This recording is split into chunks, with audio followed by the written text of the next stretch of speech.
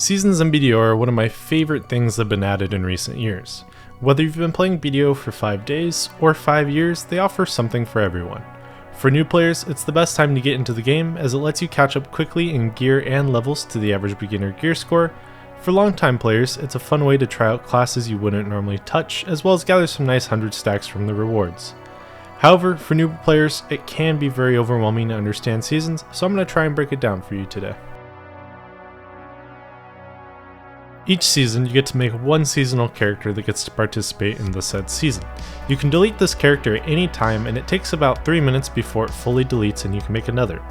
If you make it a significant way through the season and spontaneously decide that you want to try another character, and you're absolutely sure you want to try another character, there is a way to swap things around that I'll go into a little bit later. Season characters are unable to use dream horses. I know for those of you who are new to this game, it probably won't matter too much, but if you're a returning player, just know that you'll need a tier 8 or lower horse in order to get around on seasons. Season characters can go on season servers, seasonal Arsha, normal servers, and normal Arsha. Just know, however, that you cannot flag for PvP on standard seasonal servers. Another thing to note is that you can only get seasonal item drops on seasonal servers and not on standard servers. You can still do your seasonal weeklies on normal servers though, which can be especially handy if the spot you wanted to go to was crowded on a season server. Arsha servers are made for PvP. You can flag up and fight anyone at any time outside of a safe zone, which is basically almost all the grind spots. I honestly find it a lot of fun during seasons, and as an added bonus, there is a 50% drop rate buff to the server.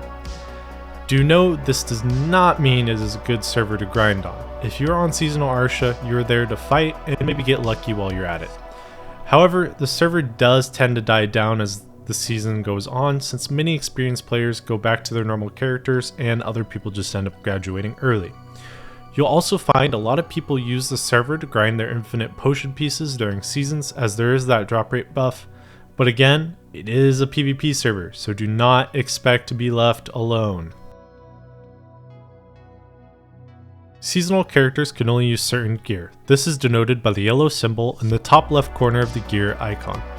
You'll mostly be using Naru and eventually Tuvala Gear, which you get for free from the questline anyways. This is also the main gear you'll upgrade over the course of the season. Seasonal characters can also use artifacts, and in fact I highly recommend using a sort of monster AP or monster DR artifacts with a full set of skill EXP lightstones to aid in your leveling process. If you're confused about artifacts, I touch on them briefly in my gear video. I would recommend checking that out. Like I mentioned earlier, you're not locked into the class you create for the season. Once a season, you'll get a timepiece that you can use to convert your seasonal character into a normal character and a normal character into a seasonal character. This copies over all the combat and skill XP you've earned to the target character. Although keep in mind, the target character must be under level 25 and it will not transfer any quest progress. This is a great opportunity to try out multiple characters, as it also gives you coupons to convert your Tuvala weapons over to ones for the new class. Even if you really like the class that you're on, I highly recommend timepiecing over to one other class that you might even have a remote interest in towards the end of the season, just so you can get some of that sweet skill XP copied over in case you ever want to touch it in the future. Finally, keep in mind you can only do this once per season and it is not reversible, so choose wisely. Something to keep in mind is that seasonal servers are the only servers that drop the materials required to upgrade your Tuvala Gear. So if you are grinding, I highly recommend trying to keep it on the season server, as it'll help you progress your gear much faster. Something else that is pretty nice about seasonal servers is that they do have some nice EXP buffs that they offer from time to time, that it makes leveling really easy as well as grinding your skill points a lot easier. You have your choice of doing the standard main questline starting in Balanos or the new questline that takes place in the Mountain of Eternal Winter. These questlines will give you gear for getting going in seasons as well as EXP and skill points.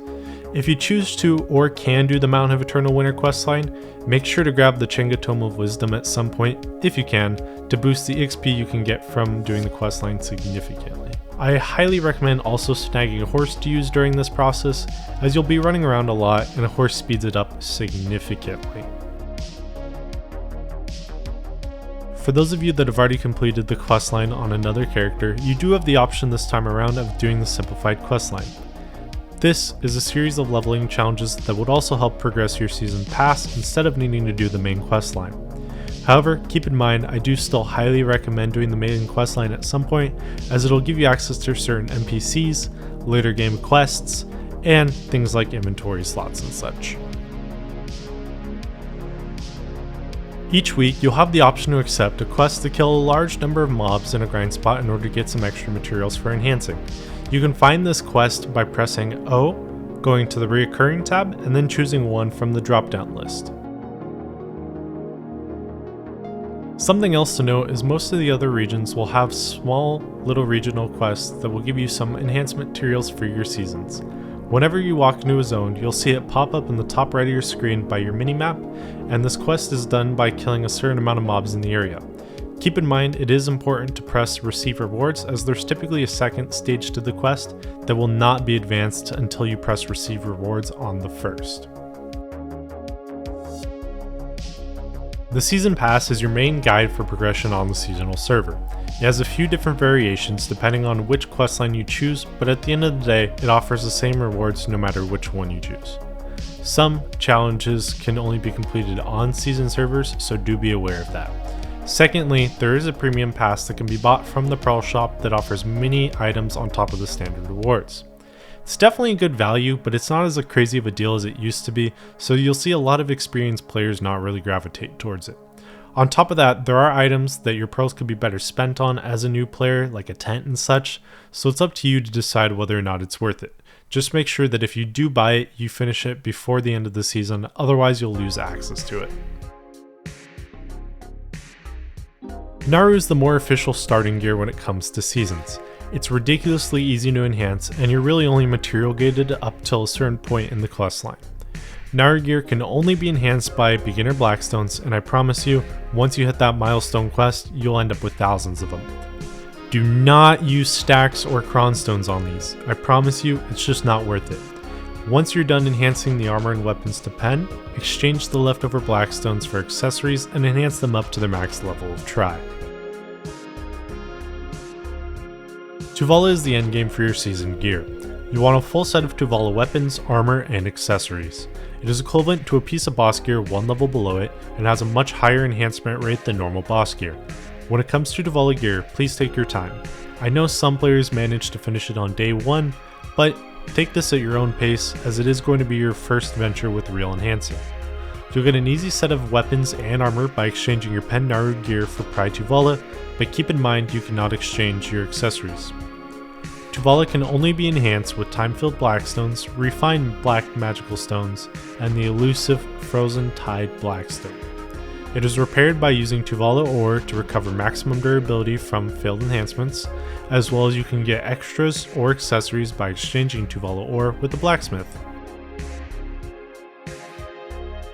Like I mentioned before, Naru enhancing is pretty straightforward. Just raw tap it till it goes pen, or try for the accessories. Don't use crons or advisive valks/stacks, you won't run out of mats, and if you do, you're probably ready for Tuvala anyways. Tuvala Gear does have higher rates of enhancement, and because of this, each player does have their own recommended stacks for each level, but this is what I find works best for me. For Pride to Duo, I recommend using a 15 to 25 stack. For Duo to Try, use concentrated Blackstones, which give you a guaranteed enhancement. Tet, I would use a 35 to 45 stack, and then a 50 to 60 stack for Pen Tuvala. I wouldn't use anything much higher than those stacks, as it'll be immensely more valuable to you later on in the game. Keep in mind, if you grind a lot, especially in the Valencia areas, you tend to run into a decent amount of a fire ruse compared to other regions. These have a higher chance to drop a Frozen Tide Blackstone, which can give you a guaranteed Tet to Pen enhancement. And remember, at the end of the day, enhancing is a patience game, just take your time. I personally wouldn't recommend using crons on Tuvala Gear, and definitely not Naru Gear. However, if you're really struggling to hit Pen Tuvala and don't have the extra stacks, it's honestly not the worst idea to cron tent to pen. However, I do believe you'll find something much more valuable for them down the road, so I just highly recommend saving them. Also, I don't recommend using crons on your Tuvala accessories, as that's just a waste when it downgrades. Tuvala Gear requires time-filled blackstones to enhance it from +1 all the way up to pen. You can obtain these from season leveling rewards, the season pass, rift echoes, season weekly quest, and of course, grinding. Refined magical blackstones are also used to get a guaranteed enhancement from +15 to pry to duo, and duo to try. But honestly, because of how easy the first two are, you're kind of trolling if you use them for anything else other than duo to try. They can also be obtained from the aforementioned methods. Accessories are a whole different animal. Still don't use crons on them, and also the Naru ones definitely don't need stacks. You only need to enhance a pen of one of each Tuvala accessory, as your leveling reward for level 60 is a pen Tuvala ring, and for 61 you get a pen Tuvala earring. The hard part about accessories is they break when they fill an enhancement. They don't just downgrade, they straight just get sent to the moon. You're going to enhance a lot of them before you get your pen Tuvala accessories, so be prepared. I personally don't even use stacks on them until try, at which point I maybe use a 10 stack for it, and then for Tet, you can use maybe a 20 to 30 stack, and the same for pen. I do not recommend using anything higher than that, as when you approach 40, those are stacks you want to be using on real accessories once you get out of seasons. To get some extra stacks, I highly recommend doing the Valencia 1 questline, as it offers several stacks, including some mid-range ones that can come in handy for enhancing your normal gear. You can also use normal blackstones to exchange for stacks up to +30. Rift Echoes are a special item that summons a series of bosses for you and your party to fight. These bosses can drop many of the common seasonal enhancing materials, and if you're lucky, crons and stacks as well. I highly recommend doing these in a group, as they can be very tanky on their own, even at max seasonal gear, as well as typically everyone in the group will have at least one, so you can get to run multiple each time you do them. They all have to be summoned at the same spot just outside of Velia on season servers, and you'll usually see groups of people standing there midday looking for others to join their group.